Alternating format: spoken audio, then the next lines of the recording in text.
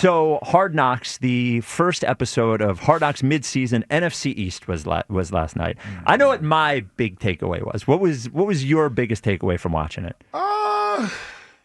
If anything. Well, certainly was not enough Eagles shown in this. Once again, more anti-Philadelphia bias. I'm just saying. Well, we cannot show the Commanders. Who cares about the Commanders this year? Yeah, the quarterback's not even playing. That storyline was wasted. Oh, great. The quarterback coach is going to Stanford. I don't care. The Giants are at least interesting. The Cowboys are interesting. Yes. The Eagles are interesting. You could drop the Commanders. Yes. So here's what I'll say, and it pains me. Yeah. Because it probably was not a good week for Hard Knocks if you're an Eagles fan. No.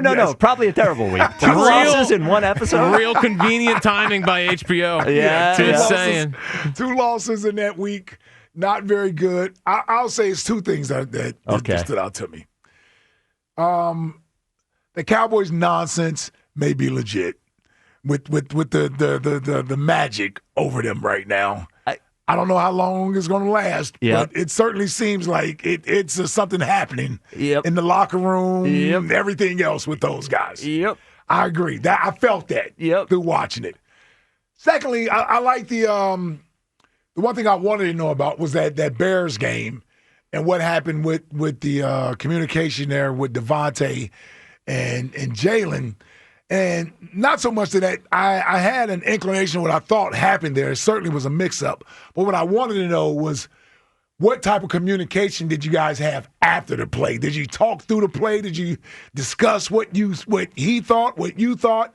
And so to see that, I like that. So fair to note, Devontae walked up to Jalen. I just want to make a note of that.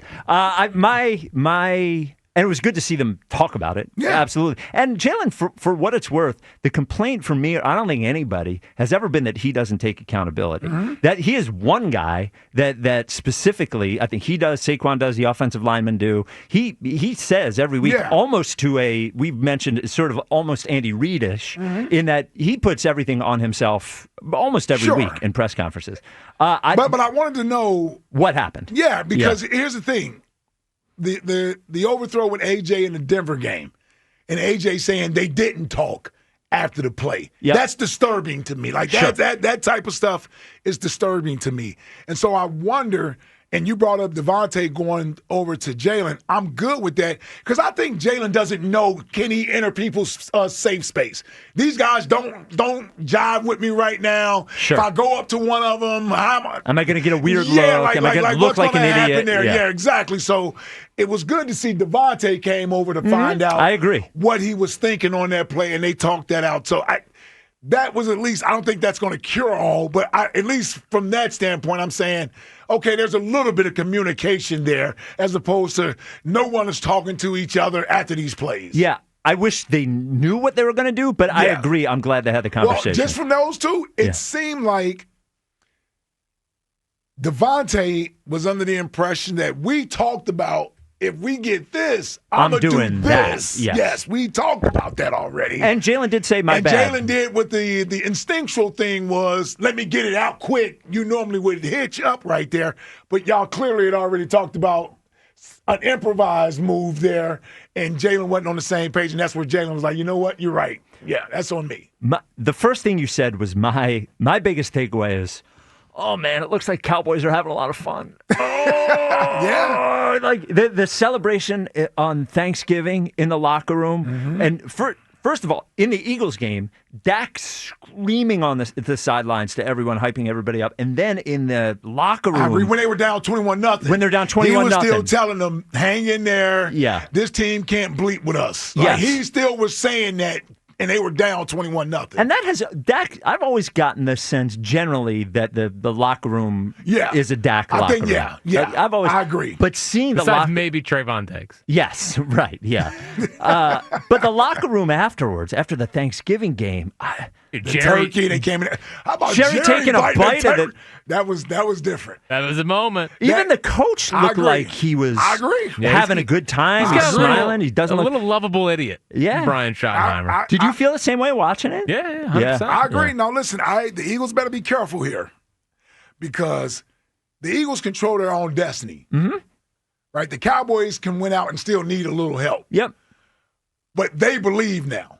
Yes. And you can tell. Yeah, they're riding a little wave, and they're like, listen, if we just get in, nobody wants to play us. Mm-hmm. The Eagles, if you continue to falter the way that you are, yeah, they're on your heels. They're there. Like that's real. And it That's was real. It was a tie. We were laughing at it the time. They put 40 up on Green Bay. Yeah. The Cowboys. Well, and that offense is legit. I mean, yeah, that offense is legit. They number 2, they may be number 1 now. Yeah. In scoring. Yeah. Watching it, that was my big, and also to the opposite side, it just looks like Nick looks exhausted. I mean, we look at Schottenheimer. Schottenheimer looks laid back. Yeah. Now, maybe they painted it that way. They can construct it any way they want. But I saw it too. It didn't like Nick is a little tired. Yeah. Tight and tired is the way. Yeah, I would agree. You know, and for a team that doesn't pay attention to the outside noise, the first thing we hear is Nick and BG talking about the sky falling. We don't have the BG thing? Oh, man. When the sky's falling? Yeah. And he's like, don't pay attention to it. Don't pay attention to it. Ignore it. I don't know. It was, and also the other thing, my other big takeaway was, this is an hour-long show. The reason I've never watched Hard Knocks before, I think, looking back on it, I probably watched a little bit of the Jets one because it was in New York at the time. Mm-hmm. But the reason I don't watch Hard Knocks is because I genuinely don't care about like the other teams. I'll listen about them and I'll read about them for the show. But for like in my normal life, in program director life, I don't care. I agree. So I'm watching it last night and I'm like, well, I only care about the Eagles, and there's only like 9 minutes of Eagles in the show. Spent 5 minutes with the Giants with Jackson Dart and Ty Johnson trying to figure out where Long Island was. I mean, the Atlantic Ocean was. Yeah, my producer brain was like, get off it. We get it. They don't know where the freaking ocean is. It reminded me of Jared Goff talking about where's the sunrise. That's exactly what I thought about. Yeah. Oh, was that another? It was with the Rams, he did the whole. He doesn't know where the sun rises sets and where it rises. Yeah. Hey, Jack. Yeah, hold on, let me try. No, let Fritz go. Yeah. Rises in the east, sets in the west. Okay. All right. So one more thing. From here, I don't. Yeah. My question is, which way is east and which way is west? From right here? Yes. Yeah. Well, how am I supposed to know that? Well, it's easy. Why? What do you mean why? You should know where east, west, north, south is at all times. Why? What do you mean why? It's easy. Come on. Wait, how about this? Can I help you with it? Just don't point up for north. Yeah. Yeah, no. I'll help you with it. Which way is New Jersey? East. Okay, but from here? Where you are. We'll point to where New Jersey. Why are you pointing over there? Yeah, it's this way. Okay. I'm thinking you get out there. Okay, so the sun rises over here because this is east. So which way is west if this way is east? It's that way. Oh, there you go. And here's how you can figure it out. You see 76 is out there. Yeah. That way goes to King of Prussia. Yes. Yeah, all right. All right. Yeah. That's west. Okay. Yes. Yeah. So which way is north? Hold on.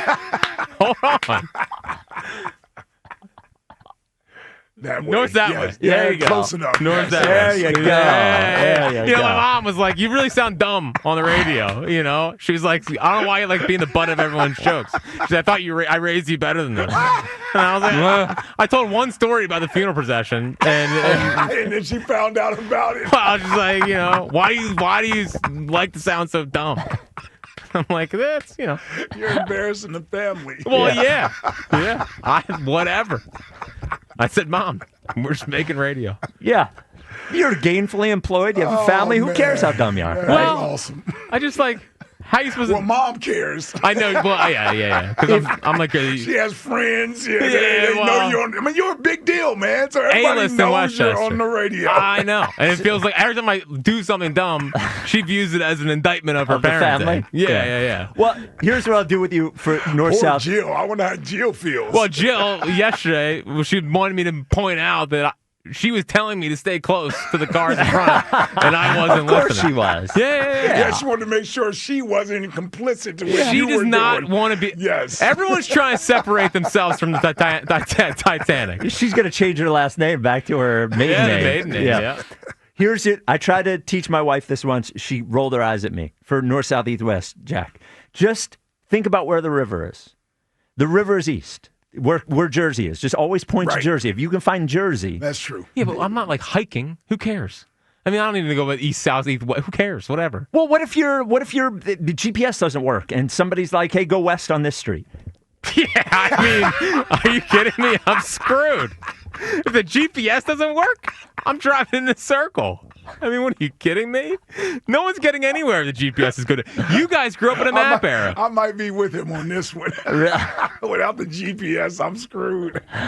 I'm not driving in a circle, though.